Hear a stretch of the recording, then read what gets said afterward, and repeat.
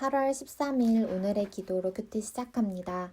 하나님, 넘치는 긍휼로 저를 선택하셔서 구원의 선물을 안겨주신 하나님을 찬양합니다. 하나님 뜻을 거스르는 제 판단과 불평을 끊고 하나님의 오르심을 신뢰하게 하소서. 하나님이 귀히 쓰시는 긍휼의 그릇으로 빚어져 그 영광의 풍성함을 담아내게 하소서. 예수님의 이름으로 기도드립니다. 아멘. 선하신 주권자의 자유롭고 은혜로운 선택. 오늘의 찬송, 새 찬송가 68장, 오 하나님 우리의 창조주시니 찬양의 가사를 함께 읽습니다. 오 하나님 우리의 창조주시니 내 주님께 귀한 것 드립니다. 내 주께만 엎드려 경배드리며 내 주의 이름 높이 찬양하네. 주 하나님 이름을 함께 높이며 대주제께 영광을 돌리오리. 그 능력이 우리를 지켜주시니 주 하나님을 높이 찬양하네. 아멘. 로마서 9장 14절에서 24절 말씀. 그런즉 우리가 무슨 말을 하리요? 하나님께 불의가 있느냐? 그럴 수 없느니라. 모세에게 이르시되 내가 긍휼히 여길 자를 긍휼히 여기고 불쌍히 여길 자를 불쌍히 여기리라 하셨으니 그런즉 원하는 자로 말미암음도 아니요 다른 박질하는 자로 말미암음도 아니요 오직 긍휼히 여기시는 하나님으로 말미암음이니라. 성경이 바로에게 이르시되 내가 이 일을 위하여 너를 세웠으니 곧 너로 말미암아 내 능력을 보이고 내 이름이 온 땅에 전파되게 하려 함이라 하셨으니 그런즉 하나님께서 하고자 하시는 자를 긍휼히 여기시고 하고자 하시는 자를 완악하게 하시느니라. 혹 내가 내게 말하기를 그러면 하나님이 어찌하여 허물하시느냐 누가 그 뜻을 대적하느냐 하리니 이 사람아 내가 누구이기에 감히 하나님께 반문하느냐 지음을 받은 물건이 지은 자에게 어찌 나를 이같이 만들었느냐 말하겠느냐. 토기장이가 진흙 한 덩어리로 하나는 귀 있을 그릇을 하나는 천 있을 그릇을 만들 권한이 없느냐. 만일 하나님이 그의 진노를 보이시고 그의 능력을 알게 하고자 하사 멸하기로 준비된 진노의 그릇을 오래 참으심으로 관용하시고 또한 영광받기로 예비하신 바 긍휼의 그릇에 대하여 그 영광의 풍성함을 알게 하고자 하셨을지라도 무슨 말을 하리요. 이 그릇은 우리니 곧 유대인 중에서뿐 아니라 이방인 중에서도 부르신 자니라.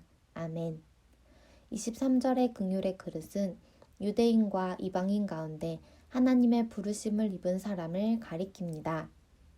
오늘의 말씀 요약. 하나님은 그분 뜻을 따라 긍휼히 여기기도 하시고 완악하게도 하십니다. 토기장이가 귀 쓰거나 천이 쓸 그릇을 만들 권한이 있듯 하나님도 그러하십니다. 멸하기로 준비된 진노의 그릇을 오래 참으시고 긍휼의 그릇에 대해 영광의 풍성함을 알리시는 것도 하나님의 주권입니다. 본문 해설, 하나님이 불의하신가? 9장 14절에서 18절에 관한 내용. 하나님의 선택이 공평한지 물음을 제기할 수 있습니다. 그러나 이는 인간 편에서의 물음일 뿐 주권자 하나님은 결코 불의하심이 없습니다. 어느 누구도 자신의 힘으로 구원받을 수 있는 사람이 없는 상태에서 하나님은 그분의 기쁘신 뜻을 따라 구원받을 백성을 선택하셨습니다. 그들이 의롭거나 간절히 구원을 바라거나 구원을 얻기 위해 열심히 노력해서가 아닙니다. 오직 긍휼하신 하나님이 그들을 선택하기를 기뻐하셨기 때문입니다.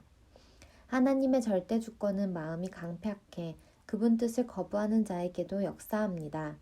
순종하고자 하는 바로를 하나님이 억지로 완고하게 하신 것이 아닙니다. 완고한 대로 그의 마음을 내버려 두신 것입니다. 하나님의 선택은 항상 선하시며 불의하심이 없습니다. 잠시 멈추고 질문에 답해 주세요. 하나님이 하고자 하시는 자를 완악하게 하신다는 것은 어떤 의미일까요? 밑에서 5번째 줄. 하나님의 절대 주권은 마음이 강팍해 그분 뜻을 거부하는 자에게도 역사합니다. 순종하고자 하는 바로를 하나님이 억지로 완고하게 하신 것이 아닙니다. 완고한 대로 그의 마음을 내버려 두신 것입니다. 하나님의 절대 주권 아래서 내가 누리는 긍휼과 은혜는 무엇이 있는지 우리 삶을 돌아보며 이 질문에 답해 봅시다. 토기장이 하나님 9장 19절에서 24절에 관한 내용.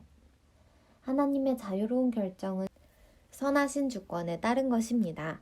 바울은 인간이 하나님의 자유로운 결정에 대해 이러쿵저러쿵 말할 수 없다고 단언합니다. 마치 토기장이가 귀 쓸 그릇과 편하게 쓸 그릇을 만든다 할지라도 만들어진 물건이 토기장이에게 자신의 권리 주장을 할 수 없는 것과 같은 이치입니다. 토기장이가 만든 진노의 그릇과 긍휼의 그릇에는 그의 의도와 목적이 드러납니다. 그처럼 하나님은 구원받지 못하는 자들과 구원받는 자들을 통해 그분의 공의와 자비를 드러내십니다. 하나님이 택하신 긍휼의 그릇에는 유대인뿐 아니라 이방인도 포함됩니다. 이는 모든 사람을 향한 하나님의 풍성한 은혜와 영광을 잘 보여줍니다. 잠시 멈추고 질문에 답해 주세요. 진노의 그릇과 긍휼의 그릇을 통해 하나님의 어떤 면이 강조되나요? 밑에서 두 번째 줄. 이는 모든 사람을 향한 하나님의 풍성한 은혜와 영광을 잘 보여줍니다. 긍휼의 그릇으로 은혜 입은 나는 하나님의 영광을 위해 무엇을 할 수 있을까요? 무엇을 할 수 있을까요? 우리의 삶을 돌아보며 하나님 앞에 어떠한 믿음의 결단을 할 수 있을지 고민하고 결단하는 시간 가져주시기 바랍니다. 묵상 에세이 토기장이를 따라 걷는 길. 모든 끝은 시작이다. 송대근. 어느 토기장이 집에 아주 못생기고 투박한 토기가 있었습니다. 그 옆으로는 잘생기고 반듯한 토기가 많았습니다. 그런데 정작 주인은 물 기르러 갈 때마다 못생긴 데다 금까지 간 항아리를 어깨에 메고 갔습니다. 잘난 토기들이 질투를 하고 불평을 했습니다. 못생긴 토기도 이해할 수가 없었습니다. 예쁜 토기들도 많은데 왜 물 기르러 가실 때는 저만 데려가세요? 주인이 방긋 웃으며 대답했습니다. 너와 이 길을 오간 지 꽤 되었구나. 저 길가에 이름 없이 아름답게 핀 빨간 꽃, 노란 꽃을 보아라. 어떻게 저 꽃들이 피었는지 아니? 너를 데리고 다닐 때마다 새어나온 물을 먹고 씨에서 싹이 나고 꽃이 피어 저렇게 아름다운 꽃길이 되었단다. 못생긴 토기는 그제야 주인의 깊은 뜻을 알았다고 합니다. 토기장이가 하는 일을 그 누가 함부로 경책할 수 있습니까? 우리 인생도 마찬가지입니다. 모든 일은 토기장이이신 하나님의 주권 속에 있습니다. 다만 우리는 그분이 내 아버지가 되시고 나를 가장 사랑하시는 분임을 믿고 가는 것뿐입니다. 우리가 이해할 수 없는 상황에도 받아들이기 힘든 어려움 중에도 예수 그리스도를 향해야 합니다. 우리 마음과 행위 속에 순종이 나타나야 합니다. 그때 우리는 주님의 편지가 되고 그리스도의 복음을 담은 향기가 되어 값지게 쓰임받을 것입니다. 한 절 묵상 로마서 9장 15절에서 16절에 관한 내용. 인간이 아무리 간절히 원하고 열심히 노력해도 자기 힘으로 구원에 이를 수 없습니다. 구원은 온전히 하나님의 선택, 그분의 주권에 속한 것입니다. 그렇기에 우리는 구원의 은혜 앞에서 어떤 것도 내세울 것이 없습니다. 먼저 구원받은 우리가 할 일은 구원받았음을 자랑하거나 누가 구원받았는지 헤아리는 것이 아닙니다. 모든 사람이 구원받기 원하시는 하나님의 은혜와 긍휼을 찬양하며 그분의 사랑을 온누리에 전하는 것입니다. 진흙 같은 존재도 하나님의 지혜로운 손길 아래 순종할 때 존귀하게 쓰임받는다. 요한 크리소스 토무스. 오늘의 기도 드립니다. 하나님, 넘치는 긍휼로 저를 선택하셔서 구원의 선물을 안겨주신 하나님을 찬양합니다. 하나님 뜻을 거스르는 제 판단과 불평을 끊고 하나님의 오르심을 신뢰하게 하소서. 하나님이 귀히 쓰시는 긍휼의 그릇으로 빚어져 그 영광의 풍성함을 담아내게 하소서. 예수님의 이름으로 기도드립니다. 아멘.